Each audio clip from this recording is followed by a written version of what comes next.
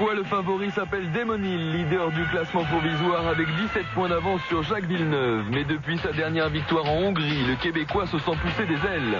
Un duel sans pitié commencé dès les essais avec un but commun, le titre. Pour brouiller les cartes, Schumacher, Alesi, Coulthard et les autres, ce 13e Grand Prix de la saison pourrait bien ne pas porter chance à tout le monde. Retour à Francorchamps, bienvenue à ceux qui nous rejoignent à cet instant, c'est-à-dire à moins de 2 minutes du départ du Grand Prix de Belgique, avec ici l'homme en pole position, Jacques Villeneuve, et la caméra embarquée sur le toit de sa Williams Renault. Ici, c'est Gerhard Berger qui a été l'un des protagonistes des qualifications. L'affiche de ce Grand Prix, c'est bien entendu le duel entre Démonil et Jacques Villeneuve, les deux sociétaires de l'écurie Williams Renault, l'écurie championne du monde. Et c'est deux Démonil et Jacques Villeneuve dans la conquête du titre mondial, naturellement. Une conquête qui les oppose l'un l'autre. Sensationnelle performance de Villeneuve qui a signé la pole position sur ce circuit de Francorchamps qu'il découvrait, un circuit à la fois magnifique et tout aussi complexe, et lourde pression sur les épaules de Hill qui voudrait faire un pas décisif vers le titre de champion du monde. Tout cela avec une inconnue, la météo, qui peut varier à tout instant. Et quand on parle de pluie, on parle aussi de Schumacher et d'Alesi. Alors, la pression sur les épaules de Hill, Johnny Reeve, Damon a fait une petite faute ce matin au warm-up. Il a fait une petite faute au volant de sa voiture de course après avoir conduit le mulet. Donc est-ce qu'il a été surpris par une répartition des freins un petit peu différente sur sa voiture par rapport à celle du milieu? C'est possible. Il est arrivé dans la petite chicane bus stop et il a bloqué sur l'arrière, il a fait un tête à queue, mais sans aucune gravité.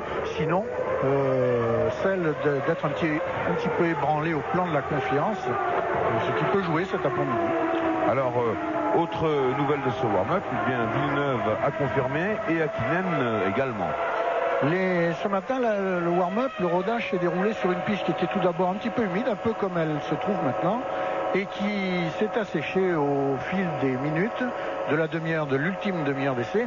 Ce qu'on a surtout remarqué, plus que les temps de Villeneuve, Hakkinen et Berger, qu'on retrouvait tout en haut de la liste, on a remarqué les vitesses maximales des Formule 1 qui sont un peu plus élevées que pendant les qualifications, pour beaucoup d'entre elles en tout cas, parce que en qualification, le choix est généralement de choisir des ailerons un petit peu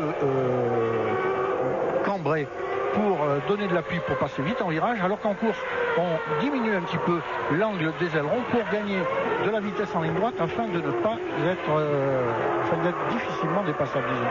Et ce matin, tandis que Villeneuve, Hakkinen et Berger, les trois plus rapides, pointaient à 305 km/h en haut de la côte vers les Combes, eh bien Schumacher au même endroit était pointé à 312 km/h, bien que la Ferrari soit dotée d'un aileron relativement important par rapport aux ailerons portés par la voiture de Villeneuve que l'on voit ici. Donc grosse puissance, gros atout pour les Ferrari, une très bonne vitesse de pointe sur ce circuit où cela compte. Alors Villeneuve ici qui jette un dernier regard sur ce circuit dans le tour de mise en place définitive de ce Grand Prix de Belgique, avec le raccordement ici de l'ancien circuit. Une courbe qui va arriver qui est tout à fait effrayante, qui s'appelle Blanchimont, qui passe en 6e à presque 300 à l'heure, avant bien sûr d'arriver à un freinage très pointu. Voilà Blanchimont, qui est appelé ici l'arrêt d'autobus. C'est une chicane qui ralentit la vitesse des monoplaces. Voilà la sortie de Blanchimont maintenant, vous allez voir l'arrêt d'autobus, et qui permet également de dépasser, car c'est là également l'un des autres atouts de ce circuit de Spa-Francorchamps, c'est qu'on peut dépasser, et ça c'est pratiquement l'inverse par exemple d'un circuit comme celui que nous avons vu il y a 15 jours à Budapest. On peut dépasser ici au freinage de cette chicane qui s'appelle arrêt d'autobus. On peut aussi dépasser au freinage de l'épingle de la source, l'épingle qui suit l'emplacement de départ. On peut également dépasser au freinage au sommet de la côte qui succède au raidillon de l'eau rouge en arrivant vers les Combes. Enfin, il y a de nombreux points sur le circuit de Francorchamps où les dépassements sont possibles. Difficiles, mais possibles. Jacques Villeneuve a rejoint la pole position. Il est à gauche sur votre écran. À droite, il y a Damon Hill. 44 tours de 6 km et 968 mètres. Un Grand Prix de 306 km et 840 mètres. C'est la 13e manche du championnat du monde 1996. Et le duel, par conséquent, entre Villeneuve à gauche et Hill à droite. Attention, les feux rouges s'éteignent. Et c'est le départ du Grand Prix de Belgique. Par l'extérieur. Très bien parti à l'extérieur tout de suite.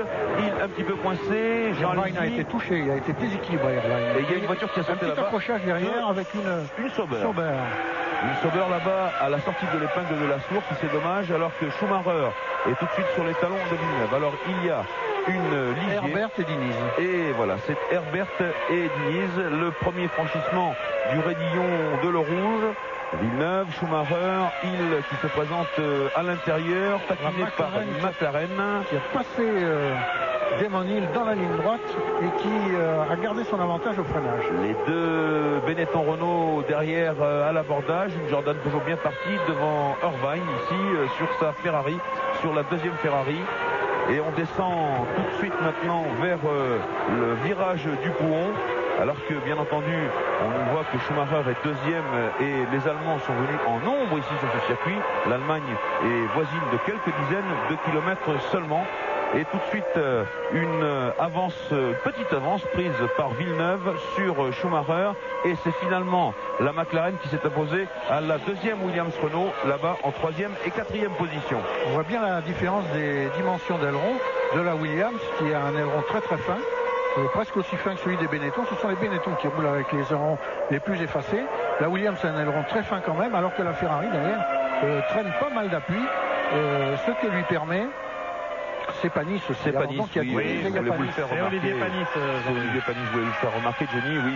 Mais la piste est dégagée au virage de la source, je vous rassure. Et voilà notre ami Frenzen.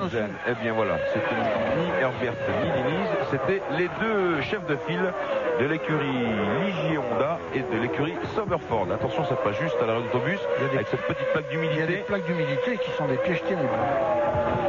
Villeneuve, Schumacher, Coulthard, Hill, Hakkinen, Berger, Alesi 7e, Irvine, Brundle 8e, Irvine 9e, Salo 10e, Katayama 11, Diniz 12, Verstappen 13. Voilà pour l'instant ce que donne l'ordre du chronométrage. C'est déjà Barrichello au stand. Avec un drôle de bruit de moteur. Pierre Van Vliet. C'est le bruit du limiteur de vitesse. Mais c'est pas très beau quand même et c'est surtout extrêmement précoce dans le déroulement de ce Grand Prix puisque Barrichello a bouclé un seul tour. Peut-être a-t-il été aussi touché victime de la petite collision au départ. On va aller voir chez Jordan. En tout cas, Villeneuve et Schumacher, 8 dixièmes entre les deux hommes. C'est écrit sur votre écran. Coulthard est à environ une seconde de Schumacher et derrière lui, il entraîne Damon Hill, Mika Hakkinen, Gerhard Berger et Jean Alesi. Alors bien sûr, alors que l'on dégage encore les voitures à l'épingle de la source, eh bien il faut remarquer que Hill n'a pas pris un bon départ, mais ça, on s'y attendait. Vous savez que Villeneuve, lui, démarre avec un embrayage à main et peut bloquer sa voiture dans la légère montée de ce départ avec son pied gauche, tandis que, eh bien, Hill va faire la même chose. On revoit le départ. Ah oui, il est assez... C'est Herbert qui saute là. Les deux Sauber ont disparu dans l'histoire. Et du coup, Herbert, il y avait aussi Herbert. Panis, Frenzen qui ont disparu dans cette histoire-là. Et peut-être que Barrichello a été compromis dans le petit accrochage aussi. Ils se sont empilés à 3, voire à 4 pilotes. Villeneuve toujours devant, Schumacher, Coulthard, Hill, Hakkinen et Berger. Alors justement, là, dans cette position, bien sûr, Villeneuve refait une partie de son retard, mais ne vendons pas la peau de l'ours, nous avons encore le temps. Mais lui, Hill, en 4e position, doit se contenter normalement de gérer sa course et par conséquent son avance au championnat du monde. Au bout de 2 tours, 1 seconde et demie entre Schumacher et Villeneuve. Très beau début de course de Coulthard qui s'accroche vraiment au rythme de Schumacher, qui presse lui-même Villeneuve. Les 3 premiers mènent un train d'enfer et Damon Hill a eu de légères difficultés à suivre le même rythme. Il est légèrement décramponné par Coulthard. Peut-être a-t-il choisi des réglages différents. En tout cas, Pierre Van Vliet fera cette enquête tout à l'heure. Là, ce qu'il faut remarquer quand même, Johnny, puisque vous évoquez les McLaren Mercedes, eh bien, c'est tout de même une partie, du fruit du travail de notre ami Alain Prost, qui n'est pas là aujourd'hui en Belgique. Et voilà Herbert qui rentre à son tour. Donc ça fait les deux Sauber à moteur fort de KO et également une Ligion Honda, celle de Panis, et puis celle de Rubens Barrichello, c'est Jordan Peugeot, n'a pas l'air très en forme également.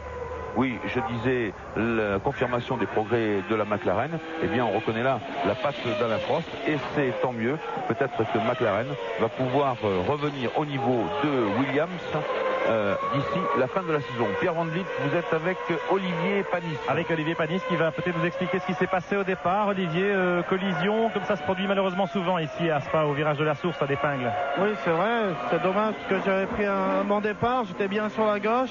Et Barrichello m'a resserré contre l'herbe, on s'est touché. Donc bon, c'est le problème qu'il y a ici. C'est souvent comme ça. Malheureusement, j'y étais cette fois. Bon, tant pis, maintenant il faut penser à la course précédente, c'est dommage. La course suivante avec le nouveau moteur Honda qui a l'air de bien marcher. À Monza, ça devrait être bien. Oui, le moteur marche très très bien. Je crois qu'on a encore beaucoup de travail à faire pour les qualifications. Parce que malgré tout, on avait bien rectifié le tir pour ce matin. Et la voiture, j'étais assez confiant pour la course. Mais c'est comme ça. Merci Olivier. Et bien voilà pourquoi Barrichello est arrêté lui aussi, ou était arrêté au stand Jordan Peugeot. Villeneuve a bouclé 3 tours maintenant. Mais voyez que Schumacher ne relâche pas sa pression. Meilleur tour en course pour Schumacher, 1,55-151 à plus de 217 km/h de moyenne. Villeneuve prend un petit peu de champ, 1 seconde et 1 dixième entre les deux hommes, tandis qu'il y a entre Schumacher et Coulthard en 3e position 1 seconde et 8 dixièmes. Voilà, Coulthard a un petit peu relâché la pression. Il est certainement au maximum de ce que peut donner sa McLaren, mais il n'arrive pas à maintenir un rythme égal à celui imposé par Villeneuve. En revanche, Schumacher suit le rythme de Villeneuve et il se tient en embuscade, il fait pression. Et vous sur savez, le Québécois. Ça me rappelle ce Grand Prix d'Europe où le petit Villeneuve avait résisté formidablement à l'ogre. Schumacher, oui. Échappé de la et oui, c'est ce que j'ai regardé. C'est extrêmement inquiétant cela. En tout cas, ça nous laisse Villeneuve et Schumacher à 1 seconde et 1 dixième d'écart en tête. On marque une petite pause et on se retrouve ensuite pour le Grand Prix de Belgique ici sur le circuit de Francorchamps. 6e tour du Grand Prix de Belgique ici à Francorchamps. Et mes amis, ça se corse. Villeneuve, Schumacher à couteau tiré. Schumacher, meilleur tour en course. Et puis maintenant, c'est Villeneuve qui rétorque.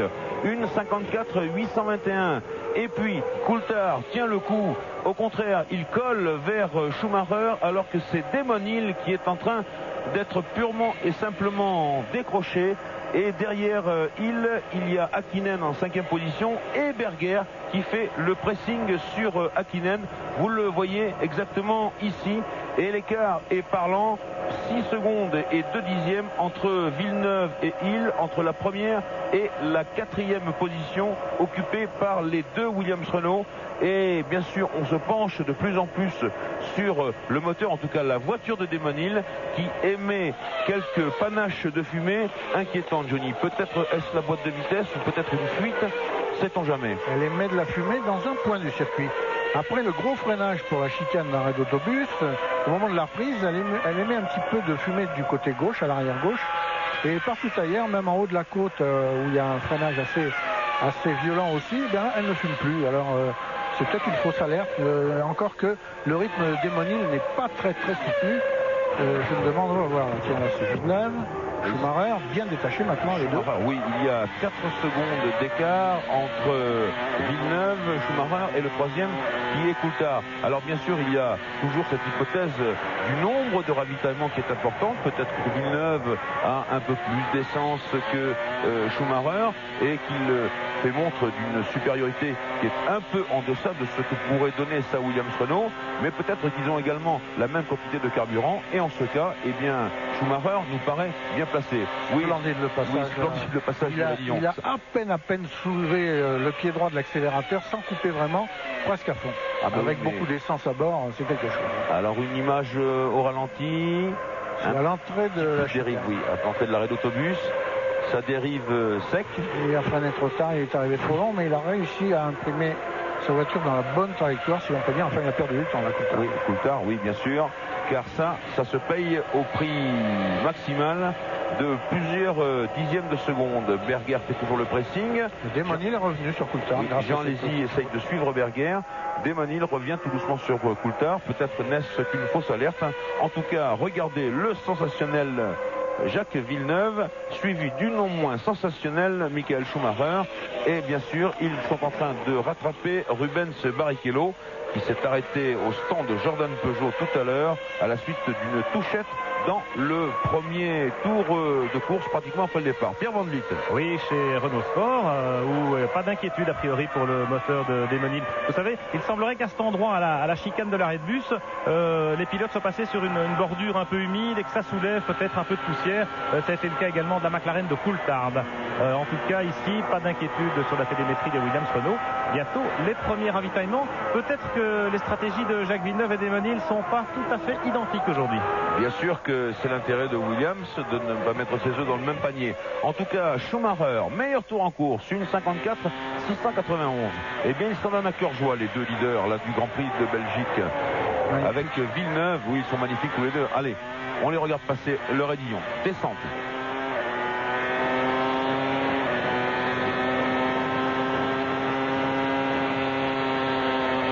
Compression, la levée d'un dixième. Quelques gouttes d'eau. Oui. Est-ce que la pluie se mettra à tomber en tout cas dans cette région du circuit? Ou est-ce des projections?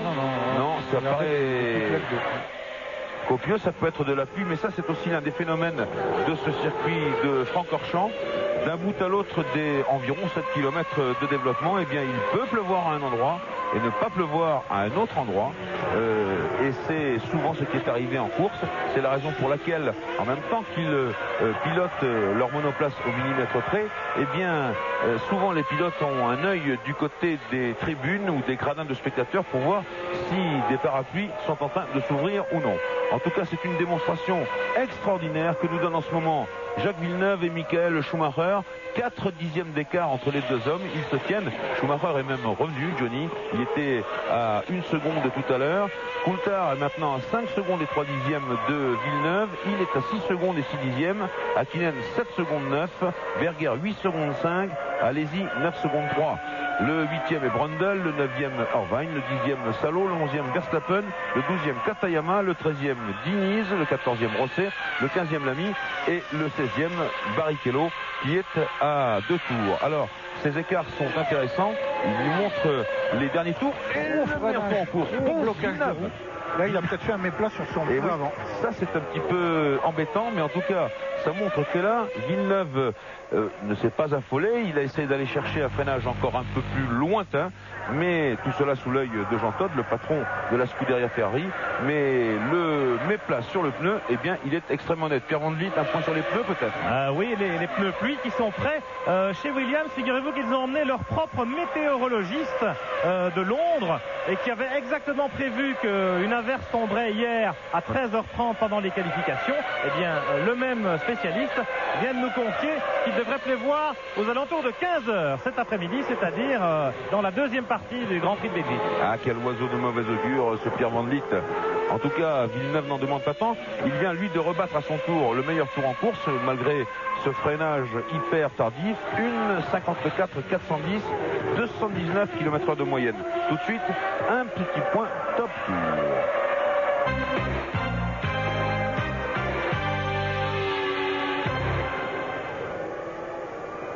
Pour jouer, 36-15 code TF1. Quels étaient les 3 pilotes en tête de la course au moment du signal? C'est ce freinage à la source où il a rebloqué Il a rebloqué sa roue. Oui, une nouvelle fois, et peut-être qu'il y a des problèmes de répartition de freinage sur la voiture de Jacques Villeneuve qui freine du pied gauche, mais en tout cas... Travers magistralement contrôlé Schumacher. Oui, si Villeneuve nous donne une démonstration sensationnelle, eh bien, Michael Schumacher n'est pas en reste, il est proprement éblouissant. Et Villeneuve a recreusé l'écart, il est repassé à 1 seconde d'avance. Vous vous rendez compte, on se bat sur des kilomètres de circuit pour 1 seconde en ce moment dans ce Grand Prix de Belgique. Là, Schumacher qui s'appuie sur son grand talent pour tirer le maximum de la Ferrari dans les courbes. Dans la ligne droite, il a un excellent moteur V10 Ferrari qui lui permet de ne pas être distancé par la Williams Renault, qui est déjà une belle performance, surtout avec l'aileron qu'il est en train de traîner, la Schumacher, par rapport à l'aileron des Williams. Et puis dans les courbes, eh bien, c'est lui qui est à l'ouvrage. On le voit contrebraquer dans les virages serrés, dans les courbes rapides, alors que la Williams semble très très nettement plus stable. Et Villeneuve se permet de conduire d'une manière plus conventionnelle, disons, sa voiture, tout en maintenant un rythme qui lui permet de rester hors de portée des attaques de Schumacher. La liste des pilotes qui ont abandonné, Panis, Herbert, Frentzen, c'était dans un carambolage à l'épingle de la source, juste après le départ. Schumacher, il nous a un petit peu effrayé ce matin, attention, une image au ralenti. Encore cette espèce de nuage de fumée. Moi, je ne crois pas que ce soit de l'humidité sur un vibreur. Mais je n'ai pas l'impression non plus que c'est de l'huile. Ça n'est pas bleu, c'est plutôt gris. C'est de l'eau, vous voulez dire? Peut-être de l'eau, oui, peut-être. Non, mais il y a peut-être un reliquat d'eau quelque part dans un ponton, quelque chose comme ça. Alors je reviens sur Schumacher qui ce matin nous avait un petit peu effrayé. Il avait fait le 12e temps du warm-up, mais en réalité, et renseignement pris, eh bien, Michael s'était surtout appliqué à régler son mulet. Là, il est avec sa voiture de course. Or, le mulet, il est équipé de l'ancienne boîte de vitesse à 6 vitesses, alors que là, pour la première fois, eh bien, Schumacher étrenne ce qu'il a demandé depuis le début à Ferrari, c'est-à-dire une boîte de vitesse à 7 rapports. Et il avait demandé également cela chez Benetton, d'ailleurs, juste avant de les quitter. C'était à la fin de la saison passée. Il a été entendu chez Benetton, puisque les Benetton roulent avec une boîte à 7 vitesses, ainsi que les Jordan. D'ailleurs, Jordan Peugeot ont une boîte à 7 vitesses. Il y a 3 marques, Ferrari, Jordan et Benetton, qui roulent en boîte à 7 vitesses. Ici, nous sommes avec Berger qui est à combien 6 dixièmes d'Hakkinen selon notre chronométrage. Hakkinen qui résiste, c'est quand même un net progrès des McLaren Mercedes. Donc dans le domaine du châssis, on l'a signalé tout à l'heure en faisant référence à Alain Prost, mais également dans le domaine du moteur, car ici, à Spa-Francorchamps, eh bien, sur un tour, le moteur est à 61% du tour, à fond, à pleine charge, au régime maximal. Vous voyez donc que pour l'instant, eh bien, Mercedes commence nettement, très nettement, à redresser la tête. Jean Alesi a beaucoup de mal à suivre Berger. Les voitures, en ce moment, il y a une espèce de phénomène qui se produit chez Benetton. Sa voiture de course à Jean était inexplicable, mais il ne comprenait pas son comportement. Il a préféré partir sur le mulet avec lequel il a très très peu roulé d'ailleurs, puisque hier en qualification il n'a effectué que 3 tours avant de tomber en panne sèche avec ce mulet. Et ce matin, malgré tout, il a décidé de le prendre pour le rodage, pour la course. Mais est-ce qu'il n'a pas assez roulé en essai pour en tirer le même parti que Berger de sa propre Benetton? En tout cas, il y a un petit problème de voiture entre Berger et Jean Alesi, un problème certainement accidentel. Berger, dès les premiers tours de roue vendredi sur le circuit de Francorchamps, s'est trouvé très très à son aise au volant de sa propre Benetton. Et vendredi, c'est lui qui avait dominé les essais. Il a été battu en qualification parce qu'il avait un petit peu retouché ses réglages, pas d'une façon qui convenait pour progresser. Il s'est repris. Ce matin, il est revenu, il a fait marche arrière au plan des réglages et maintenant il a une Benetton qui lui permet d'inquiéter la McLaren de Mika Hakkinen. Oui, alors tandis que vous l'avez dit, Johnny, Jean Alesi, lui, a pris sa voiture de réserve pour livrer cette course, ce Grand Prix de Belgique. Alors, les différences que Jean trouve dans le comportement, eh bien, c'est notamment dans le comportement de l'avant de la voiture et peut-être même de la direction. En tout cas, Flavio Briatore surveille cela de fort près. Le classement, 1 Villeneuve, 2 Schumacher, 3 Coulthard. Villeneuve et Schumacher dans un mouchoir de 1 seconde. Il est toujours 4e. Hakkinen et Berger ensemble en moins d'une seconde à la 5e et la 6e place. Alési est 7e, Brundle 8e, Irvine 9e, Salo 10e, Verstappen 11e, Katayama 12e, Diniz 13e, Rosset 14e, Lamy 15e et Barrichello est 16e à 2 tours. Mais vous savez que la Jordan Peugeot de Barrichello s'est arrêtée au premier tour au stand Jordan pour refaire un petit peu de carrosserie. C'est le calme plat dans les stands pour l'instant. Pas de ravitaillement en vue. Bien sûr, avec les incertitudes, alors qu'au moment où je vous dis ça, il y a la Rose de Verstappen qui rentre. Mais avec les incertitudes concernant la météo, eh bien, certains décident sans doute de retarder au maximum leur pit stop pour éventuellement en profiter pour changer de pneu. Et chez Verstappen, vous le constatez, ce n'est pas un ravitaillement classique prévu. C'est plutôt un problème mécanique pour la Rose du Hollandais.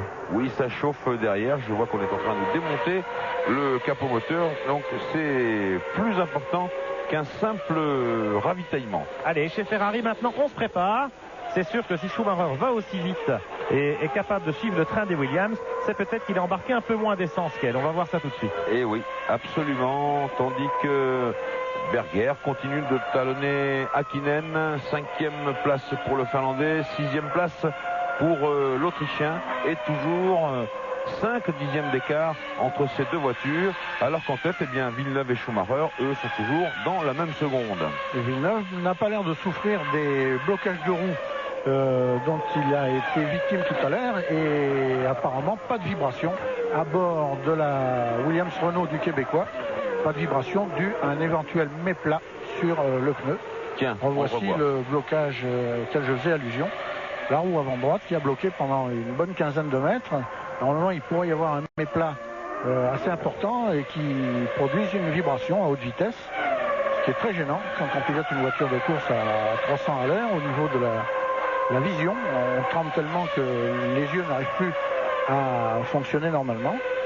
Et puis aussi, ce qui est très gênant au plan de l'utilisation de cette voiture, freinage, etc. Mais apparemment, pas de vibration, et Villeneuve continue à mener grand train. Il résiste toujours à la pression exercée sur lui par Schumacher. Bien sûr, alors que nous sommes toujours sur le duel Hakkinen-Berger, qui vont tout doucement recoller à Damon Hill, qui se profile là-bas à l'horizon. Damon Hill, il a 2 secondes et 7 dixièmes d'avance sur ce duo. Il mène très grande cadence, nos amis Hakkinen et Berger. C'est normal, c'est au coude à coude entre les deux. Alors que le soleil maintenant est largement apparu sur le circuit de Francorchamps. Mais on se rappelle ce que nous a dit Pierre tout à l'heure, la météo prévoit une averse à 15h. Et c'est vrai que tout est si soudain ici, tout peut par conséquent arriver. On a vu une très très belle vue des beaux S en bas de la descente de la nouvelle portion du circuit de Francorchamps, les phages, et là c'est la courbe de Stavelot qui raccorde à l'ancien circuit. Très beau circuit, vraiment très sélectif, pas très rassurant toujours, mais très très beau, très sélectif. Les pilotes l'adorent, c'est le circuit préféré d'une très très grande majorité, pour ne pas dire de tous les pilotes. Oui, je crois qu'il n'y en a pas un pour refuser cela. Voyez ce que je vous disais, eh bien, ils sont revenus extrêmement fort dessus. Alors, attention, grosse sortie de piste. Il y a des roues partout. Une rose, non? Oui, je vois un peu rouge, de bleu. Une rose ou une Ferrari? En tout cas, il a fait des dégâts parmi les pneus. Un petit peu l'incendie, ça c'est Irvine s'arrête. Irvine qui s'arrête. C'était lui qu'on attendait au stand Ferrari. Voilà Eddie Irvine. Eddie Irvine, on va déclencher les chronos. Alors est-ce une Ferrari, est-ce une Arose? On n'arrive pas justement à... Non, c'est une Arose. C'est une Arose, mais... C'est Rosset. Eh oui, c'est Rosset qui est allongé dans l'herbe, avec les secouristes. Il veut se relever. Ça, c'est déjà meilleur signe. Il a quitté son cockpit, il veut se relever. Il boite un petit peu, il a surtout pris, à mon avis, un gros KO. C'est Verstappen, évidemment. C'est Verstappen, pardon. Il était reparti des stands. Il était reparti des stands, oui, puisqu'il était arrêté tout à l'heure. Eh bien, écoutez, ça me fait un peu peur parce que les secouristes sont en train de le soutenir. Alors attention, safety car. Oui. Et dans les stands, tout le monde se prépare évidemment à ravitailler, puisque la voiture de sécurité, semble-t-il, va prendre la piste et neutraliser le déroulement de l'épreuve. safety car. Je me demande si ce n'est pas la première fois de la saison qu'on la voit entrer. Le voilà. Alors, le safety car, la voiture de sécurité, elle est pilotée par Marc Duez, le grand rallyman et grand pilote de circuit, qui est le régional de l'étape ici, puisqu'il habite à quelques centaines de mètres du circuit de Francorchamps. Alors on est près chez Williams, on est près chez Ferrari. Ça va ravitailler, mais Villeneuve continue. Seul, alors que Schumacher rentre. C'est peut-être un tournant du Grand Prix. Le coup est de voir à quel moment Villeneuve va rejoindre la safety car et si Schumacher va gagner au change. Attention, Demonil aussi va arriver. Attention, la vitesse est limitée à 80 km/h ici dans les stands de Francorchamps pour la course. Voilà, allez-y aussi. Schumacher. Un arrêt de 8 secondes pour Michael Schumacher. Allez-y sur la Benetton. Les pneus tout neuf pour la Ferrari. Alors voilà, safety car, on ne peut pas dépasser. Villeneuve est encore à toute allure là-bas en haut du côté des Combes. Et où est le safety car? Ça y est, Verstappen, bonne nouvelle, Verstappen qui est bien secoué apparemment, hein, qui rentrer par une navette, non par l'ambulance directement. Il est très secoué, Verstappen. Nous avons dit Rosset tout à l'heure parce que souvent Rosset est sorti de la piste. Et il fait souvent des têtes à queue, mais là, hélas, c'est Jos Verstappen. Et je croyais franchement que Verstappen était... Oula, il a une échappatoire pour Demonil. Demonil qui a voulu essayer de rentrer au stand. Qu'est-ce qu'il fait, Demon? Là, il est obligé... Non, je crois qu'il a carrément manqué son freinage. Oui, de repartir, oui. Mais il a peut-être hésité, justement. Alors, la voiture de sécurité, elle a pris un drôle de coup, la voiture de Verstappen. Je vous assure, Pierre, que c'est à la limite du drame, cette sortie de piste, avec le début d'incendie. Il lui manque tout le côté gauche à cette pauvre voiture. L'arrière, naturellement, je n'en parle même pas. Donc, ça a été un choc vraiment, vraiment très important. Et ce que je n'arrive pas à voir, les traces si légères là-bas. Elle a dû s'envoler cette voiture assez rapidement. En tout cas, Verstappen, j'espère qu'on en aura de bonnes nouvelles. Le moteur, le ponton, toute la suspension arrière naturellement. Il lui reste 2 pauvres roues à cette voiture. Donc le choc a dû être d'une extrême violence. Et on ira tout à l'heure par Pierre Van Vliet interposé se renseigner sur l'état de Verstappen. En tout cas, la voiture de sécurité est sortie. Et tout le monde maintenant recolle. Et la bonne affaire, c'est pour Schumacher et Alesi, bien sûr, qui ont ravitaillé tout de suite. Bien sûr, c'était ce qu'il fallait faire. Villeneuve lui a bombardé en tête, mais là maintenant, il est derrière la voiture de sécurité. Et il rentre, Villeneuve. Et du coup, c'est une McLaren qui hérite de la première place à sa place. On sort maintenant Verstappen de l'ambulance, et cela à l'infirmerie de Francorchamps.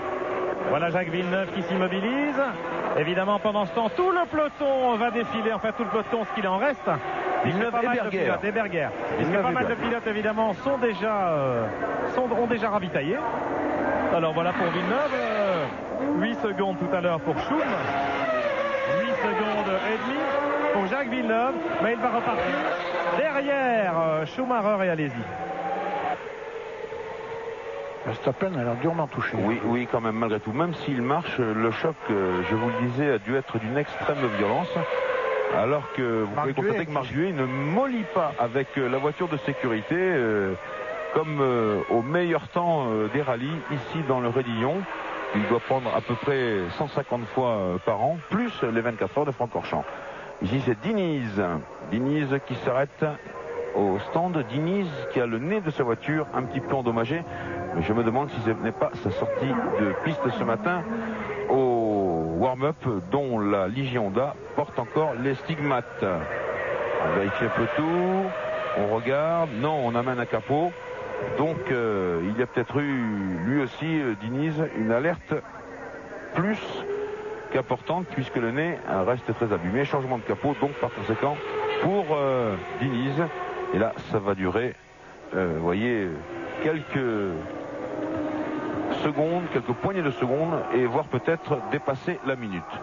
Voilà, on emmène, ça c'est une image au ralenti, Verstappen qui est soutenu vers l'ambulance, qui se tient la tête, qui trébuche. Il est pantelant. Le choc a dû le mettre KO. Il est KO debout là pour l'instant, Verstappen. Et je me demande s'il ne va pas rester plus longtemps que prévu dans l'infirmerie du circuit de Francorchamps. On marque une petite pause et on se retrouve ensuite pour la suite du Grand Prix de Belgique. Ici à Francorchamps avec le peloton qui est groupé derrière la voiture de sécurité qui fait ce qu'elle peut pour aller le plus vite possible naturellement. Mais il faut encore dégager l'épave de la voiture de Verstappen, durement touchée dans un accident très très violent. Alors, ce qu'il faut surveiller, c'est lorsque les flashs s'éteindront, les rabbits, comme on dit en termes d'aéronautique, s'éteindront sur la voiture de sécurité, elle fera encore un tour complet et puis ce sera le signal d'un nouveau départ avec, comme Pierre nous l'a signalé, les deux McLaren Mercedes en tête de la course puisqu'elles ne se sont pas encore arrêtées, que Schumacher est 3e, Alesi 4, Villeneuve 5, Salo 6, Berger 7, Irvine 8, Brundle 9, Katayama 10, Lamy 11 et Hill en 12e position. Hill qui fait la mauvaise affaire. Il a tardé à s'arrêter. Il a tardé à s'arrêter certainement parce que son stand avait prévu de l'arrêter à ce moment-là. Villeneuve s'était arrêté le tour précédent. On n'arrête pas deux voitures d'une même équipe dans le même tour et il a été victime des circonstances des Monil. Et donc actuellement tout le monde s'est arrêté sauf les deux McLaren qui occupent pour cette raison la première et la deuxième place. Donc on peut penser que ces arrêts s'étant produits au tiers de la distance, autour du 14-15e tour sur 44. Les McLaren, elles, n'ont prévu qu'un seul arrêt, c'est-à-dire qu'il se situera à peu près à mi-distance, 22-23e tour. On va voir si ce calcul finalement aura été bénéfique ou pas pour les McLaren. Oui. Pierre. Je pense que Mika Salo s'est pas arrêté non plus. Si. Ah bien voilà. Alors attention parce que le safety car est rentré. Elle est rentrée et sans avoir éteint ses flashs comme l'exigeait le règlement. Et c'est un nouveau départ avec Villeneuve qui a essayé de prendre Alesi, mais Alesi est allé plus court, au plus court, et il a réaccéléré avant Villeneuve et par conséquent il est reparti devant lui. Ça c'est intéressant parce que ça va changer également la physionomie de la course. Alors je vais dire à Marc Duez qu'il doit éteindre ses gyrophares et ses éclairages flash lorsqu'il s'arrête. En tout cas, Coulthard, Hakkinen, Schumacher et voilà Villeneuve qui a pris l'avantage sur Alesi au sommet de la ligne droite en montée. Sans coup férir. Aisément. Oui, aisément. Et vous savez que Jean Alesi ne s'y est pas opposé. Tout d'abord parce que c'est un sportif dans l'âme et deuxièmement parce qu'il entretient d'excellentes relations avec Villeneuve et qu'il a bien vu depuis son cockpit le début de course, Jean Alesi. Il a l'habitude des safety cars, hein, Jacques Villeneuve. Il avait bien anticipé le départ. Oui, absolument. C'est son habitude des courses de Formule Indianapolis qui vous fait dire ça, Pierre. En tout cas, Coulthard, Hakkinen qui doivent s'arrêter. Oui. Schumacher est 3e, Villeneuve 4e, Alesi 5e. Alors c'est assez curieux parce que une fois que les deux McLaren Mercedes se seront arrêtés, eh bien nous aurons aux avant-postes Schumacher et Villeneuve, mais cette fois dans l'ordre inverse. Et puis ces McLaren vont-elles résister à la pression de Schumacher? Elles sont maintenant dotées de pneus qui ont souffert d'une certaine usure en début de course. En revanche, elles ont l'avantage sur la Ferrari de transporter un peu moins d'essence puisque la Ferrari vient de ravitailler. Alors on va voir ce que va donner le duel entre des McLaren légères avec des pneus usés et la Ferrari et la Williams Renault de Jacques Villeneuve avec le réservoir alourdi. Il y a du monde là. Oui. Il y a du monde au freinage de Barrichello peut-être qui s'est... l'arrêt d'autobus. Parce que Brundle s'étant déjà arrêté. Oui, une voiture qui a filé tout droit C'est Barrichello. vers les stands, c'est Barrichello. Alors, Coulthard, Hakkinen, Schumacher 3, Villeneuve 4, Alesi 5, Salo 6, Irvine 7, Berger 8, Brundle 9, Katayama 10, Hill 11, Lamy 12, Diniz 13, Rosset 14, 15, Barrichello, que voici à son stand. Nouvel arrêt de Barrichello. Peut-être pas uniquement un simple ravitaillement et changement de pneus. On se souvient qu'il avait été impliqué dans la collision au départ tout à l'heure, le Brésilien. Et puis s'arrêter là, c'est quand même bizarre. Chez McLaren, je peux vous dire que... Oula. Attention. Chez McLaren, je peux vous dire qu'on est assez content de son coup, j'ai l'impression. Peut-être qu'on n'avait pas prévu un seul arrêt, mais qu'on est en train de changer de stratégie parce que les quelques tours passés derrière le Pescar ont permis d'économiser de l'usure de pneumatique, mais aussi du carburant. Et on est en train de retarder au maximum l'arrêt pour n'en faire qu'un seul, effectivement. Les deux McLaren, Coulthard et Häkkinen en tête, 1 seconde et 8 dixièmes entre les deux hommes. Et entre Coulthard et Schumacher, il y a 2 secondes et 2 dixièmes. Voilà l'Écossais, le Finlandais et l'Allemand, champion du monde en titre, dans un mouchoir de un peu plus de 2 secondes. Ici, c'est donc Häkkinen qui fait barrage pour Coulthard devant, qui est toujours très à l'aise ici à Francorchamps. Coulthard, je vous rappelle que c'est lui qui détient le record de la piste. Il l'avait effectué l'an passé avec un temps autour, si mes souvenirs sont exacts, de 1 minute et 53 secondes environ. Alors, l'année dernière, Jean-Louis, ce n'est pas le record. Mais non, ce n'est pas le record, mais parce que entre temps la Formule 1 est passée à 3 litres et bien entendu le record c'est Prost qui le détient en 1,51 avec la Williams Renault à suspension active, ce qu'on pouvait comparer avec un petit Airbus, comme disait Alain Prost. Attention de Berger, oui, qui était très chaud tout à l'heure, Berger, pour attaquer une, comment dirais-je, allez, un petit peu de jardinage pour Gerhardt, pour attaquer, je crois que c'était la Ferrari de Irvine. Alors tout de suite, vite, un petit point top tour.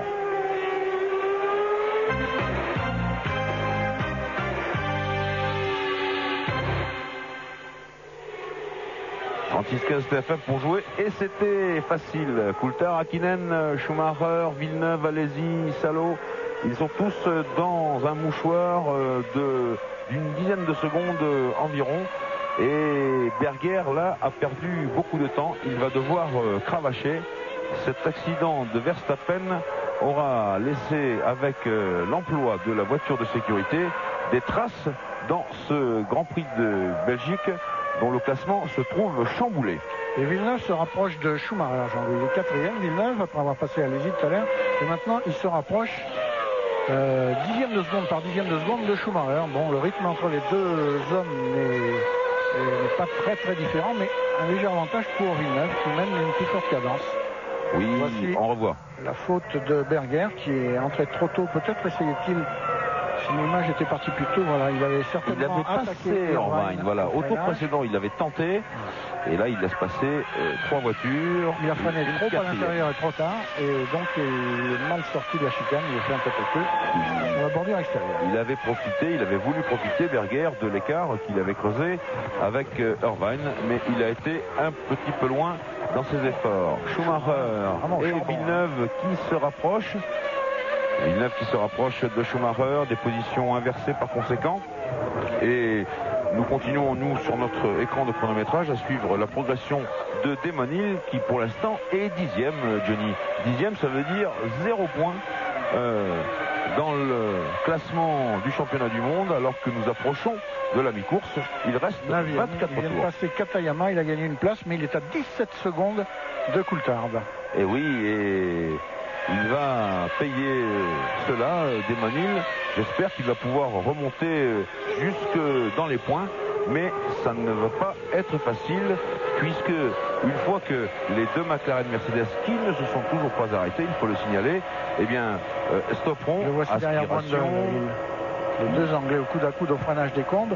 Brundle résiste et... Oui, bravo. Il reste devant Damon Hill. Très à l'aise Brundle sur ce circuit de Francorchamps depuis le début du week-end. Là aussi, on peut le noter, comme Berger et Alesi, vous l'avez noté tout à l'heure, Johnny, eh bien, Brundle a pris le pas sur Barrichello tout de suite, ici, depuis les premiers essais. Très à l'aise au volant de sa Jordan, alors que Barrichello ne l'était pas du tout au volant de monsieur. Oui, et Brundle qui dit avoir trouvé un réglage qui, enfin, rend son châssis un peu plus docile, car on sait que c'est chez Jordan Peugeot, c'est Eddie Jordan qui le reconnaît lui-même, eh bien c'est avant tout une question de châssis plutôt qu'une question de moteur. Petit détail, il s'agit d'un châssis entièrement neuf pour Brundle, peut-être que cela lui facilite les choses, le châssis entièrement neuf, donc peut-être plus rigide que celui de Barrichello qui a quelques grands prix à son actif. Alors, on va sans doute avoir des nouvelles de Pierre Van Vliet, avec peut-être des nouvelles de Jos Verstappen, naturellement, Pierre. Absolument, chez Arrows, avec le kiné de la maison, Dominique Sapia, qui est français, et qui va nous dire, bon, Jos est sorti très violemment au raccordement de l'ancien circuit, semble-t-il, mais plus de peur que de mal. Oui, tout à fait, plus de peur que de mal. C'est vrai qu'on n'a pas pu le voir encore parce qu'il est avec les médecins de l'organisation. Il semblerait que ce soit uniquement un petit, entre guillemets, problème de cou et donc un accident très spectaculaire mais sans gravité. Un grand choc et des massages en perspective alors. Bah, écoutez, si on doit s'en limiter qu'à ça, c'est une très bonne chose. Merci Dominique. Eh bien, merci Dominique, merci Pierre de nous rassurer sur le sort de Jos Verstappen qui paraissait véritablement KO debout et qui nous a quand même un petit peu inquiétés. Et on revient à la course avec Coulthard et Hakkinen. Toujours devant, Schumacher 3e, Villeneuve 4, Alesi 5.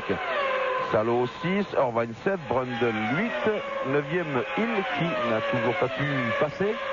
Comme le dit le chronométrage et comme le dit l'image également. 10e Katayama, 11e Lamy, 12e Rosset, 13e Berger. Il a perdu des plumes dans la bagarre, hein, Berger. 14e Diniz, 15e Barrichello.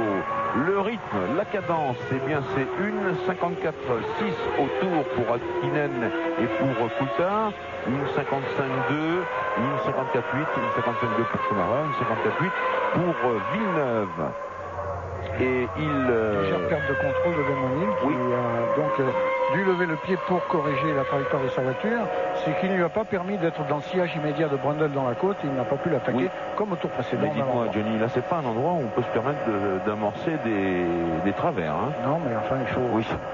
À la position qu'occupe Demesnil, il ne peut pas se permettre de relâcher bien sûr son effort, ne serait-ce qu'un tout petit instant. Il faut qu'il soit à fond partout où il peut l'être. Et là, cette fois, ça lui a coûté un petit peu de retard. Chez McLaren, attention, le leader. Ça y est, Coulthard. Voilà. Il arrive et ils sont prêts à l'accueillir chez McLaren. Alors on va voir si le pari était le bon, celui de ne pas profiter de la voiture de sécurité et de la neutralisation de la course pour aller le plus loin possible. Voilà, Coulthard, Ron Dennis très attentif à ce pit stop.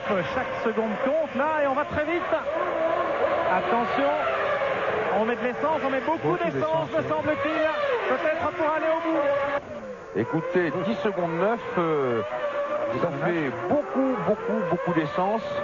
Et on peut parier, Pierre, on peut parier, comme vous dites, que Coulthard ira au bout. Nous sommes exactement à la mi-course.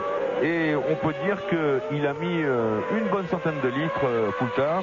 Si l'on en croit ces 10 secondes et 9 dixièmes, les pompes donnent entre environ 10 et 12 litres par seconde dans les Formule 1. Alors, on se retrouve par conséquent avec Mika Hakkinen en tête de la course maintenant dans le 22e tour. Mika Hakkinen talonné par Schumacher et lui-même, Schumacher, talonné par Villeneuve.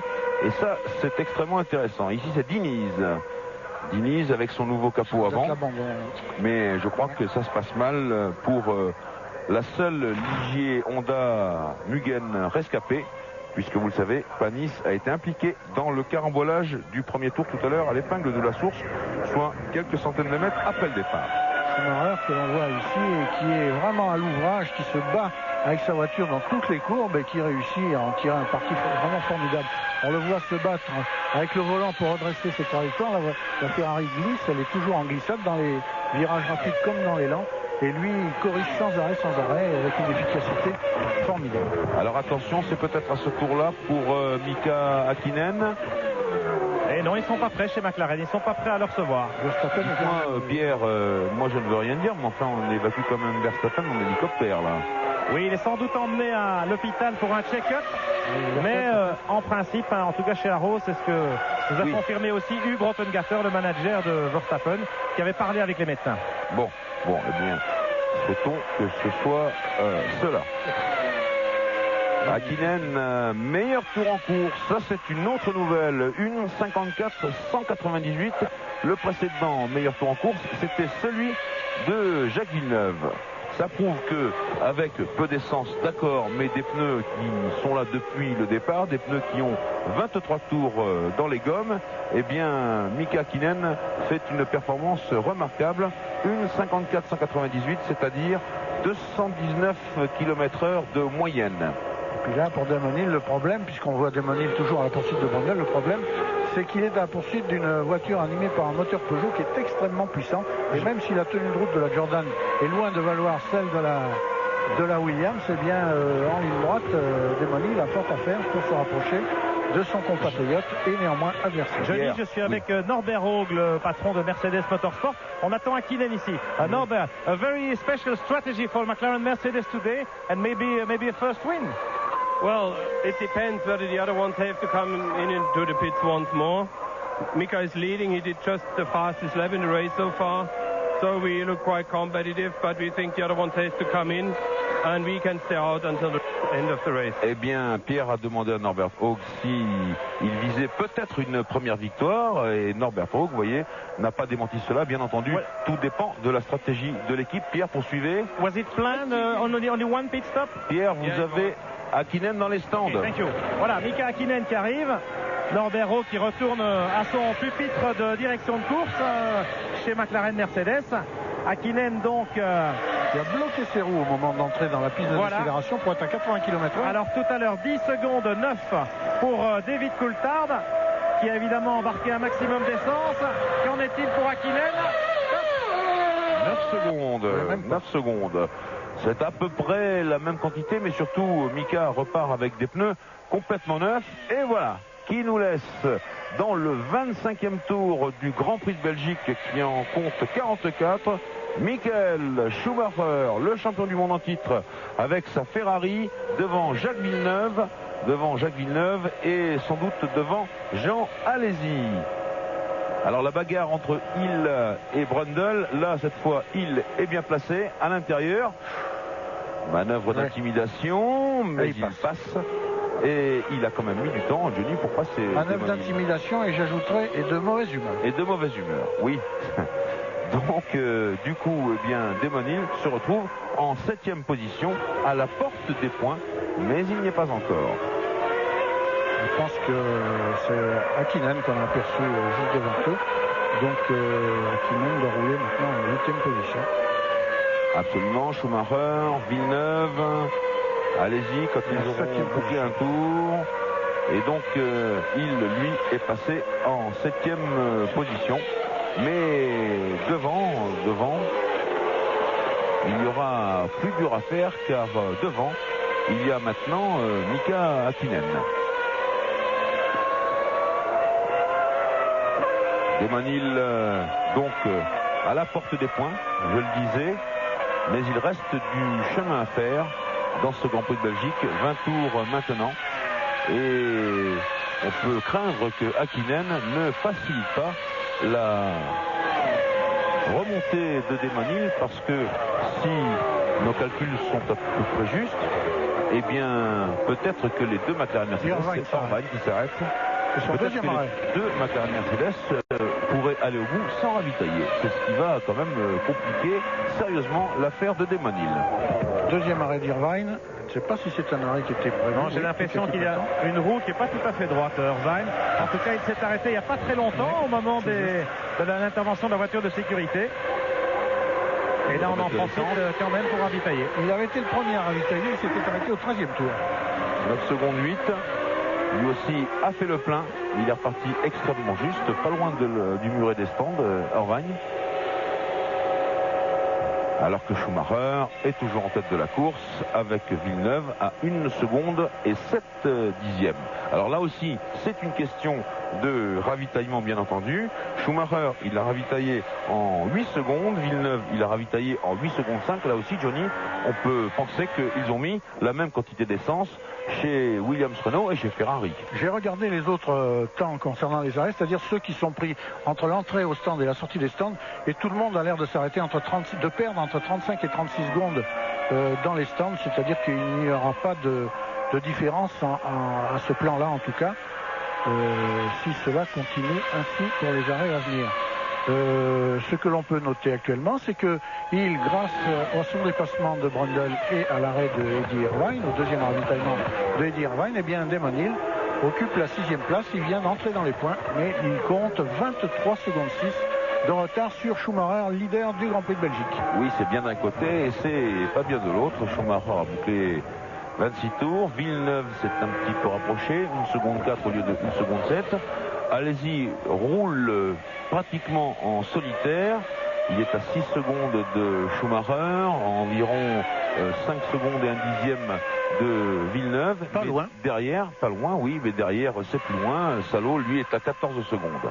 Salot qui occupe une 4e place absolument inespérée pour les Tyrrell. Ce matin, à l'issue du rodage, aussi bien Mika Salo que Katayama, son équipier, se plaignaient de la tenue de route de leur voiture qui était absolument inconduisible d'après eux, très souvireuse, et puis également de la puissance de leur moteur, qu'ils avaient l'impression que les moteurs se traînaient dans la ligne droite. Et voilà maintenant Salot qui occupe la 4e place devant Hakkinen, Demonil, Brundle. Pas mal pour une Tyrrell Yamaha dont les pilotes se plaignaient ce matin. Oui. En revanche, pour Alesi, ça a l'air d'aller mieux, Jean-Louis, excusez-moi. Oui. Mais j'ai l'impression qu'il bénéficie au cours de ce relais d'un excellent train de pneus, ce qui n'était peut-être pas le cas à son début de course. Quand tout à l'heure on a souligné qu'il avait du mal à suivre les premiers en faisant réflexion des difficultés qu'il avait eu avec sa voiture aux essais, peut-être que les pneus y jouaient pour quelque chose, parce que là son train est tout à fait correct. Jean Alesi, il vient de tourner en 1,54,7, ce qui le situe à 6 dixièmes au tour du record depuis le début de la course, du record de cette course en tout cas, ce qui est tout à fait convenable. Bien, alors on marque une petite pause et on retrouve ensuite Pierre Van Vliet, je crois, pas loin de Pedro Diniz, qui, à mon avis, a mis pied à terre. Donc pub, et on se retrouve ensuite à Belgique avec Pierre Van Vliet et Pedro Diniz qui, hélas, a mis pied à terre. Pedro Diniz qui a malheureusement abandonné. Pedro, comment s'est passé votre début de course, le départ qui a déjà été très chaud, et puis malheureusement votre abandon? Oui, le départ était très chaud. Il y a eu un accident là qui malheureusement Olivier est resté dehors. Mais après 5 tours, mon moteur commençait à rater et ça devenait de pire en pire. Et après mon pit stop, ça commençait à être très grave. Et les personnes de Honda m'ont demandé d'entrer parce qu'il y avait le risque de casser le moteur. Qu'est-ce que vous pensez de l'intervention de la safety car pendant la course? C'était justifié? Je pense oui, parce qu'il avait une voiture d'avant le bac gravier et ça a été dangereux. Et aussi, tous les pneus ils ont été détruits. Et je pense qu'il était bien l'intervention de la safety car. Merci beaucoup, Pedro. Eh bien, Pierre, nous avons de bonnes nouvelles de Verstappen, qu'on a vu partir en hélicoptère, mais Sid Watkins, le docteur S Formule 1, nous a rassuré sur son sort. Il reste 15 tours et voici les deux leaders, Schumacher et Villeneuve, avec 8 dixièmes d'écart entre les deux voitures. Alors, petit historique, Schumacher a effectué le meilleur tour en course en 1,54,1 et puis Villeneuve a rétorqué aussitôt, meilleur tour en course, et c'est toujours celui-là, 1,53,9 à 220 km/h de moyenne. Voilà les positions inversées, c'est assez curieux, mais c'est tellement beau à voir entre le double champion du monde devant et puis ce sensationnel Jacques Villeneuve, extraordinaire, qui découvrait Francorchamps il y a exactement 2 jours, et ce n'est pas n'importe quel circuit, c'est le plus beau et le plus dur du monde, alors qu'ici nous avons un arrêt. C'est celui d'une Tyrrell Yamaha. Attention, c'est très chaud. C'est Salot qui s'incline devant une attaque de Demonil, alors qu'au tour précédent, c'est Hakkinen qui lui avait fait subir le même sort dans le même freinage en haut de la côte au Combe. Et sous les yeux de Frank Williams, eh bien, Demonil gagne maintenant la 5e place de ce Grand Prix de Belgique, où il y a toujours un Schumacher, 2 Villeneuve, 3 Alesi, 4 Hakkinen, 5 Hill, 6 Salot, 7 Brundle, 8 Coulthard, 9 Berger, 10 Katayama, 11 Lamy, 12 Rosset, 13 Irvine et 14e Barrichello. On regarde un ralenti, caméra embarquée, et voilà la Williams Renault qui s'est profilée là-bas, freinage, et ça passe. Et Mika Salo braque à son tour dans le virage des Combes. Attention, Schumacher stand. Et chez Ferrari, on l'attendait en effet. Michael Schumacher. Alors entre Jacques Villeneuve et lui, oui. La course va peut-être se jouer là. Oui, bien sûr, Pierre. 80 km/h. Jean Alesi est là aussi. Schumacher d'abord chez Ferrari. Les mécaniciens se jettent véritablement sur la voiture. Il y a de la fumée à l'arrière. Peut-être rien de grave. Peut-être et il repart. 7 secondes 8. Et moins d'essence que les autres, évidemment. Jean Alesi maintenant chez Benetton. 7 secondes 5. Lui aussi avait réussi le bon pari tout à l'heure de s'arrêter juste au moment où la voiture de sécurité intervenait. Et voilà donc Jacques Villeneuve à nouveau En tête du Grand Prix de Belgique, un Grand Prix qui est absolument extraordinaire, extrêmement disputé. Mika Salo, lui, qui s'arrête au stand de Tyrrell. Voilà la deuxième vague des ravitaillements, mais attention, dans cette deuxième vague de ravitaillement, je ne sais pas si on doit compter les McLaren Mercedes qui figurent Hakkinen 4e et Coulthard 8e. C'est important. A priori non, puisque Norbert Haug nous a confirmé tout à l'heure qu'il n'y aurait qu'un seul ravitaillement pour les deux McLaren. Irvine qui me paraît en panne. Il a arrêté sa Ferrari qui fume des gommes. Mais ça, c'est parce qu'il était sur l'herbe. On regarde ce qui s'est passé exactement. Oui, de la fumée qui s'échappe de l'arrière de la voiture et vraisemblablement une panne de moteur ou peut-être de boîte de vitesse. Il l'a senti tout de suite, il a coupé son élan et il s'est garé sur le bas-côté. Oui, lui aussi, Johnny, est équipé de la nouvelle boîte de vitesse Ferrari à 7 rapports. Je rappelle que Ferrari est la seule marque qui fabrique les coques, les moteurs et les boîtes. Irvine, hop, qui a oublié quelque chose, qui court, qui saute. Il n'avait peut-être pas remis le volant. Et ça, c'est le règlement. Il doit montrer au commissaire, en tout cas le refixer lui-même, pour que les commissaires puissent évacuer la voiture. Jacques Villeneuve, en tête du Grand Prix de Belgique, avec maintenant de l'avance sur Schumacher naturellement. Mais Villeneuve, on sait qu'il lui reste un arrêt à faire. Il va le faire le plus tard possible, sans doute, Jean-Louis, pour embarquer le moins d'essence possible et essayer évidemment d'amener le pion à Schumacher et surtout au McLaren évidemment, puisque les McLaren ont un beau coup à jouer ici avec leur stratégie à un seul arrêt. N'empêche, alors que notre ami Irvine revient à pied, c'est dommage pour lui. Là, c'est l'arrêt de Berger. Eh bien, Villeneuve, lui, peut être en route pour la 4e victoire de sa jeune carrière. Il livre ici son 13e Grand Prix. Jacques Villeneuve, n'oublions pas. Berger dans les stands. Berger à son tour, après Jean Alesi. Berger avait ravitaillé un tour plus tard également tout à l'heure, donc en perdant un peu de temps derrière la voiture de sécurité. Et vous le voyez, 6 secondes 4 seulement. Et il n'a pas pu passer devant beaucoup Brundle. moins d'essence. Et il n'a pas pu passer devant Brundle, qui est un coriace. Hein. Oui. Ça va être difficile pour Berger d'essayer de revenir dans les points. Tout à l'heure, il est parti en tête à queue et il a dû céder sa place au minimum à 4 voitures. On n'en a pas vu plus. Barrichello cette fois dans les stands. Barrichello qui n'est plus dans la course. Il compte 2 tours de retard à la suite de l'incident du premier tour, de son arrêt inattendu. Alors que se passe-t-il en tête actuellement? Villeneuve possède 20 secondes d'avance sur Schumacher et entre les deux hommes, il s'agit, voici Irvine qui vient d'abandonner sa Ferrari et qui rentre à pied au stand. Il s'agit entre les deux hommes de se livrer à une poursuite. Ils ne se voient pas l'un l'autre. Ils sont au courant de l'écart qui les sépare quand ils passent devant leur stand, pas avant. Et voici Villeneuve qui s'arrête déjà au stand. Alors Villeneuve, son jeu, c'était de faire le plus vite possible avec ses derniers litres d'essence du deuxième relais, et quitte à user ses pneus, puisqu'il va en changer maintenant, pour creuser un écart sur Schumacher. On va voir s'il a réussi. Et les supporters canadiens klaxonnent dans la tribune d'en face. Attention, un arrêt très court tout à l'heure pour la Benetton, un petit peu plus long pour la Williams. 7 secondes 6 pour Villeneuve, 7 secondes 8 pour Schumacher. C'était à 2 Schumacher est dans les flancs de la course. Schumacher. Et Villeneuve sort. Et il va accélérer. Et il le passe. Oui, Schumacher est devant. Comment il a remis les chevaux, Schumacher, quand il a vu la Williams de son jeune et valeureux adversaire ressortir des stands. Et voilà, c'est reparti sur le toboggan de Francorchamps pour la suite du Grand Prix de Belgique. Vraiment extraordinaire. Alors, si les Canadiens ont klaxonné, eh bien les Allemands agitent eux les drapeaux. Schumacher, lui, guette la Williams-Renault dans son rétroviseur. Vraiment une fin de course proprement extraordinaire.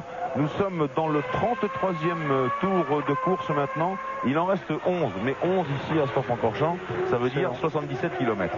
C'est long, c'est long. Et les deux voitures, les deux Schumacher et Villeneuve, se retrouvent exactement dans les mêmes positions qu'avant leur second ravitaillement. Maintenant, ils vont rejoindre l'arrivée, enfin s'ils le peuvent, je croise les doigts, j'espère qu'ils vont le faire, qu'ils vont rejoindre l'arrivée sans plus s'arrêter à leur stand, et le duel va se dérouler donc maintenant entre eux sur la piste. Plus besoin des chronos, ils se voient, ils savent se mesurer, et Villeneuve, qui a Schumacher dans sa ligne de mire, ne va faire aucun cadeau tout son souhait est de triompher ici pour se rapprocher de Damon Hill, lequel Hill occupe la 5e place. Il ne marque 2 points avec cette 5e place, alors que Villeneuve et la victoire marqueraient 10 points, ce qui lui permettrait de ne se trouver plus qu'à un point de retard de Damon Hill au championnat du monde. Pour Villeneuve, il est très très important de gagner. Il a dit l'autre jour, il a dit ici, ne pas gagner ou abandonner, c'est la même chose. Il est là pour gagner. Une réflexion d'une haute véracité et portée sportive. Tout de suite, un petit point de top tour. Attention, ce n'est pas si facile.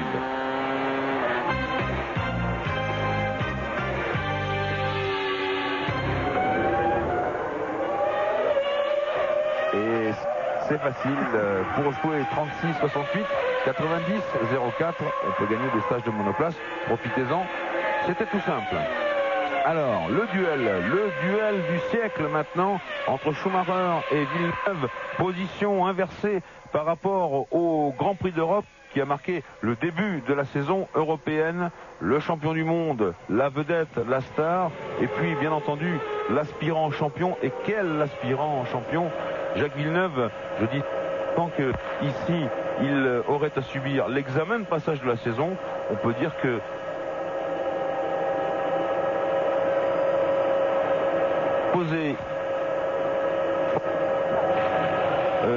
Francorchamps n'a jamais couronné de vainqueur de pacotille et là nous donne une démonstration absolument éblouissante de son jeune talent. Voilà, c'est exactement ce que ce cas souligne les supporters de Villeneuve. Il débute en F1 cette année, il arrive des États-Unis, c'est-à-dire la Formule américaine, donc il est aguerri au pilotage de voitures très difficiles à piloter, très puissantes, très violentes, mais en revanche son handicap sur ses adversaires actuels, Schumacher, Damon Hill, Alesi, Berger, c'est qu'il ne connaît pas la moitié des circuits. Il met les roues de ses voitures pour la première fois, il les découvre, et c'est bien le cas ici à Francorchamps. C'est la première fois de sa vie qu'il voyait le circuit de Francorchamps. Il l'a découvert avec enthousiasme, il adore ce circuit, avec enthousiasme et avec talent, puisque quoique découvrant ce circuit, eh bien, il s'est payé le luxe formidable d'y signer la pole position, et maintenant il se paie cet autre luxe formidable qui est de lutter avec celui qui est considéré comme le meilleur pilote du monde actuellement, Michael Schumacher. Chez Williams, on attend Damon Hill. Le voici. Voilà. Alors vous disiez, Johnny, Damon Hill 5e marquerait 2 points, certes, mais avec cet arrêt au stand, eh bien, il va sans doute sortir des points.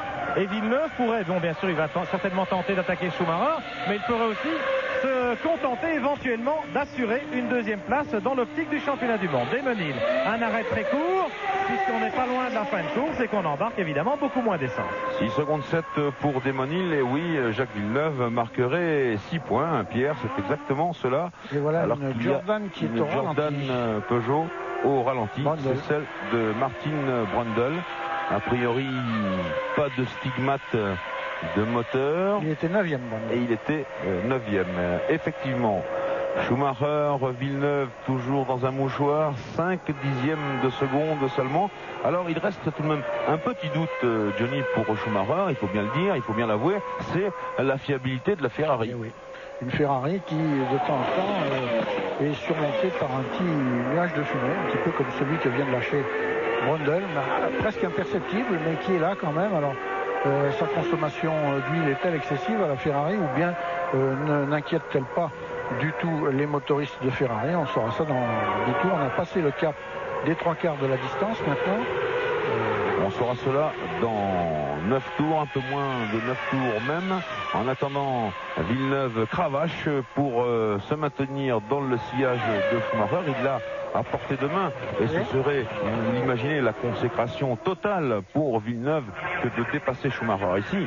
Mais il faut attendre encore pour voir. Pour l'instant, on est en train d'observer la Jordan Peugeot de Martin Brundle. Il me semble qu'il y a une petite brume au-dessus de la Ferrari. Je ne sais pas si c'est ma vue qui berne ou quoi. Mais... Oiseau de mauvais augure.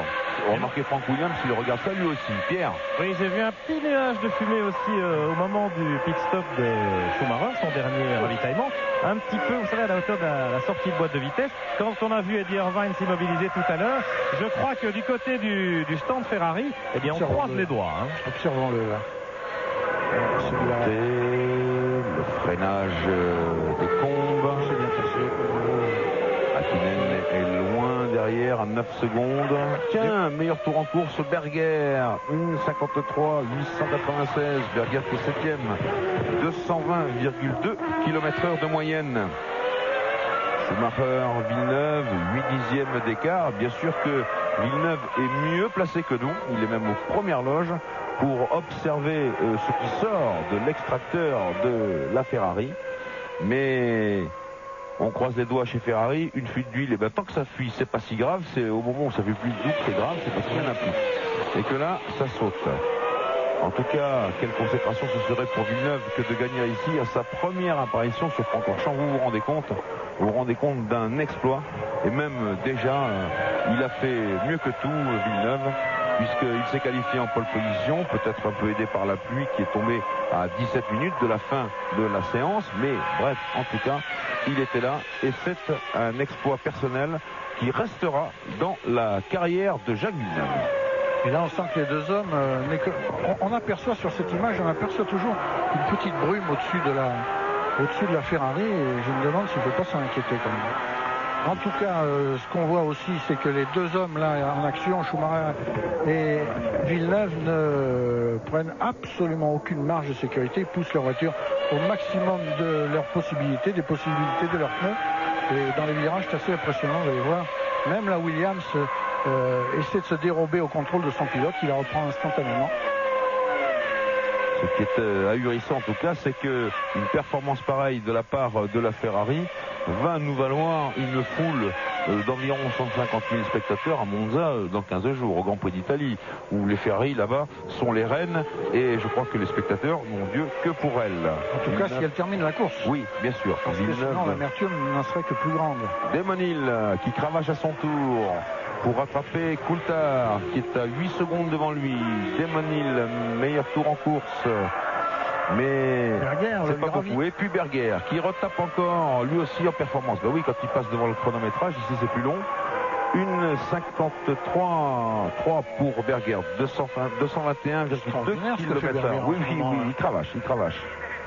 Ils se battent à couteau tiré pour rentrer dans les points. Il est 6e, Berger est 7e pour l'instant. Jean Lézy, lui, est 4e, un point sur le classement derrière Berger, Salo 8e, Katayama 9e, Lamy 10e, Rosset 11e, Rundle 12e. Le voilà, Gerhardt. Oui, c'est extraordinaire ce qu'il fait parce que finalement, on peut croire qu'après une aussi longue expérience des Grands Prix, eh bien, Gerhardt ne serait motivé que pour la victoire. Faux, archi faux. Il conserve intacte sa motivation. Des nouvelles des McLaren pour Alain Prost qui nous regarde. Hakkinen est 3e, sa cadence est de 1,54,3 au tour. C'est très proche de ce que font Schumacher et Villeneuve. Coulthard, lui, est en 5e position avec une cadence un peu plus faiblarde, 1,55,0 sur le 37e tour, alors qu'ici nous sommes dans le 38e tour. Hakkinen qui compte 10 secondes de retard sur Schumacher et qui possède 3 secondes d'avance sur Jean Alesi. Ce qui est absolument époustouflant et ébouriffant, c'est la façon dont Villeneuve attaque le raidillon dans la foulée de Schumacher. On voit les suspensions de la Williams s'écraser au maximum, les pneus se déformer. Jean-Todt lui aussi surveille ça de très près, mais pour l'instant, si Schumacher parvenait à imposer sa Ferrari, ce que nous lui souhaitons bien entendu, eh bien ce serait également un pas très net franchi en avant, franchi dans la voie de la fiabilité pour la célèbre Scuderia Ferrari, l'écurie emblématique de la course automobile. Et puis vous imaginez l'accueil à Monza dans 15 jours, Jean-Louis. Oui, justement, nous en parlions. Ça va être du délire. Mais enfin, croisons les doigts pour les deux. Un Schumacher, 2 Villeneuve. Et il y a 1 seconde et 2 dixièmes maintenant entre les deux hommes. Deux hommes qui suivent toujours un rythme extrêmement élevé, qui n'hésitent pas à emprunter les bordures pour élargir leur trajectoire. Et à ce jeu-là, Schumacher va même un petit peu plus loin que Villeneuve. Il n'hésite pas à empiéter sur les bordures peintes en rouge et blanc qui sont un peu plus glissantes que l'asphalte. Et ça ne lui fait pas peur. Il va là-dessus pour essayer de gagner tout ce qu'il peut gagner, ou en tout cas conserver tout ce qu'il peut conserver d'avance sur Jacques Villeneuve. Attention à ne pas mettre non plus une roue en dehors de la trajectoire parce que la piste est de plus en plus maculé. Ah, c'est chaud, c'est très chaud. Ce qu'on voit, c'est qu'on croyait en qualification que les pilotes empiétaient sur les bordures de la chicane arrêt d'autobus parce que bon, les voitures s'arrêtent fréquemment en essai. Hop là, c'est Coulthard qui a tapé. Il a tapé, pas très fort, mais enfin suffisamment pour arracher l'aileron avant de sa McLaren Mercedes. Il s'en sort bien, Coulthard. Il était en 5e position et du coup, voilà Damon Hill 5e et Gerhard Berger 6e. Coulthard, il a marqué ses pneus dans les pneus de protection. Il faut dégager cette McLaren au plus vite. Elle n'est pas très bien placée. Mais je ne sais pas, je ne crois pas que la voiture de sécurité entre en fonction si près du but maintenant. Nous sommes dans le 39e des 44 tours de ce Grand Prix de Belgique avec un freinage un peu tangent. Il est sorti pas loin de là, Schumacher, sa sortie de piste. Sorti là même. Oui, voilà. Là exactement, pendant les essais. Et il s'était fait mal, ne l'oublions pas, Schumacher, il est un petit peu endolori par un contact assez rude avec le rail. Alors Pierre Van Vliet nous parlait de Monza. Eh bien oui, ça va être dur de trouver des places à Monza. Je vous donne un petit tuyau. La meilleure association de supporters, c'est Formule 1 Supporters Team. Et pour les appeler, notez 60 35 09 37 60 35 09 37. Ce sera à mon avis la seule façon d'avoir des places sur l'Autodromo de Monza. Cette route de Coulthard. C'est dans l'entrée de ce tableau.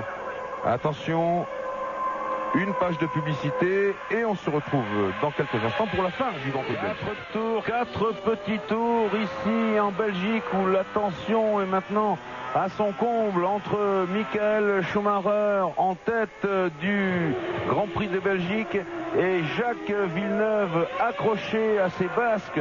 C'est proprement étourdissant ce que font ces deux hommes, notamment lorsqu'ils attaquent le raidillon de l'eau rouge. C'est proprement éblouissant. Schumacher ne lève même plus le pied. Il passe à fond pour essayer de contenir, d'écarter cette menace Villeneuve qui pèse sur lui. Or, on s'aperçoit, Johnny, que Villeneuve a un peu plus de mal maintenant à le suivre. L'écart est passé à 1 seconde et 1 dixième. Et on s'aperçoit que la Williams, c'est là un blocage de roue au freinage. Avant le droite de ce tableau où est sorti tout à l'heure Coulthard, on s'aperçoit que la Williams de Villeneuve, contrairement à son comportement en début de course, commence à glisser dans certains virages. Et dans les virages les plus longs où Villeneuve remet la puissance le plus tôt possible, il la remet tellement tôt dans l'espoir de s'accrocher à Schumacher, de ne pas laisser s'enfuir la Ferrari, que la Williams commet des décrochages du train arrière. Là, tout à l'heure, c'était le cas ici. Et oui, il a du mal il peut mieux maîtriser sa remise des gaz. À remettre la puissance. Villeneuve, les deux hommes sont au bout, absolument au bout de leur limite. Ils nous avaient déjà offert un récital extraordinaire au Grand Prix d'Europe au début de la saison européenne après l'Australie, le Brésil et l'Argentine. Et là, dans une position inverse, ils se retrouvent l'un et l'autre alors que l'écart a encore grimpé un tout petit peu. Schumacher, lui, est véritablement extraordinaire. Lui aussi, il ne lève pas le pied dans le raidillon et il surveille toujours Villeneuve du coin de l'œil dans la montée des combes, vers les combes exactement. Et Villeneuve essaye de s'accrocher. Regardez Schumacher au large sur les bordures.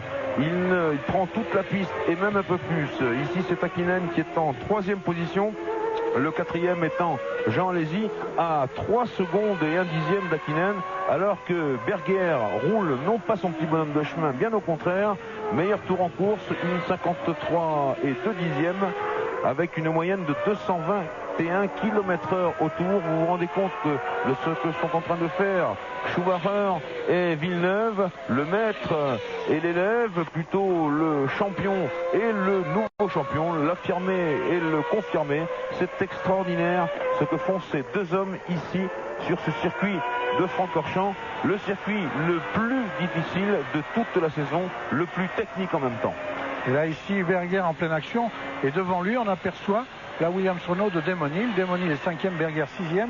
Et Berger qui comptait 3 secondes et demie de retard tout à l'heure sur Damon Hill n'est plus qu'à 1 seconde 7 de celui-ci. Il se rapproche. Et alors qu'il reste 2 tours et demi à faire. Et si les choses restent en l'état, eh bien Villeneuve marquera 6 points et Damon Hill marquera 2 points. Ça veut dire que Villeneuve aura pris encore 4 points supplémentaire dans la course qu'il livre à son équipier Damon Hill dans la conquête du titre mondial. Il reste maintenant 2 tours. 2 tours, ça fait 14 km environ. 14 km. Je me suis tu pour on écoute Schumacher dans le raidillon. 14 km, tout peut arriver naturellement. Attention, aspiration. C'est Rosset. C'est Rosset et ça passe naturellement. Il regarde dans ses rétroviseurs. Voilà Rosset qui fait un bon rempart maintenant parce que Villeneuve ne pourra pas le doubler avant, je vais dire, la sortie du Pouhon maintenant. Ça va être difficile. Et par conséquent, en dépassant ici Rosset, eh bien, Schumacher vient de prendre une avance très très sensible, alors que là c'est le duel à l'autre bout du Grand Prix, enfin à l'autre bout des points exactement, entre Hill et Berger. Et Berger qui continue une 53,067, c'est-à-dire près de 222 km/h de moyenne.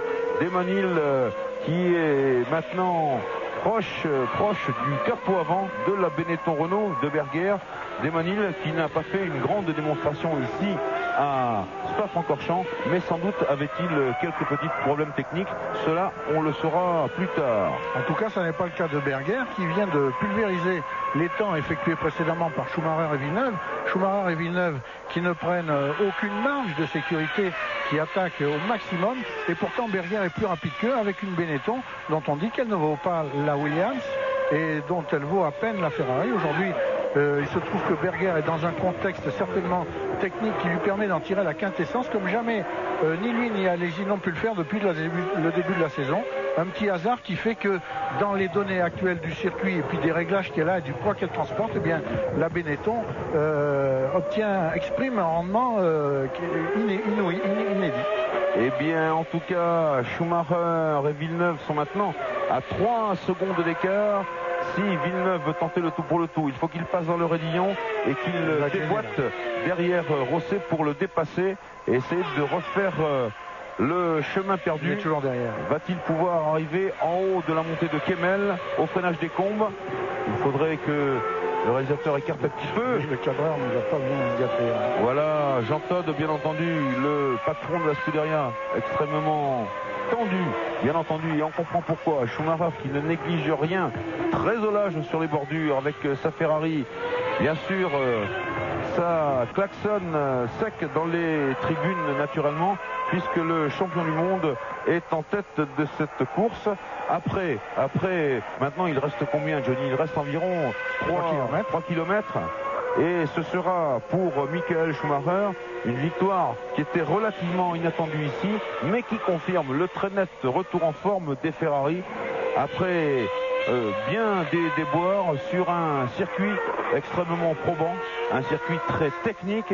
Et bien entendu, si Schumacher est extrêmement fort, eh bien il faut qu'il soit servi tout de même par une bonne machine. Schumacher, il est en train ici d'approcher sa 21e victoire en Grand Prix, la deuxième de cette saison 96, après un Grand Prix d'Espagne à Barcelone sous la pluie, où il avait été absolument étourdissant de brio. Le freinage à l'arrêt d'autobus et ça fume. Mon Dieu, il va être sauvé par le gong, Michael Schumacher. La victoire de la Ferrari. Et c'est fait. Victoire fabuleuse du champion du monde en titre, Michael Schumacher, sur sa Ferrari. Le deuxième est Jacques Villeneuve. On attend encore quelques secondes maintenant, alors que Frank Williams regarde cela d'un œil circonspect. On attend Mika Häkkinen en 3e position. Le 4e est Jean Alesi. Le 5e, Damon Hill. Le 6e, Gerhard Berger. Les voici, ils passent la ligne d'arrivée. On se retrouve tout à l'heure pour le podium du Grand Prix de Belgique. Bien entendu, la joie de Schumacher et de Ferrari.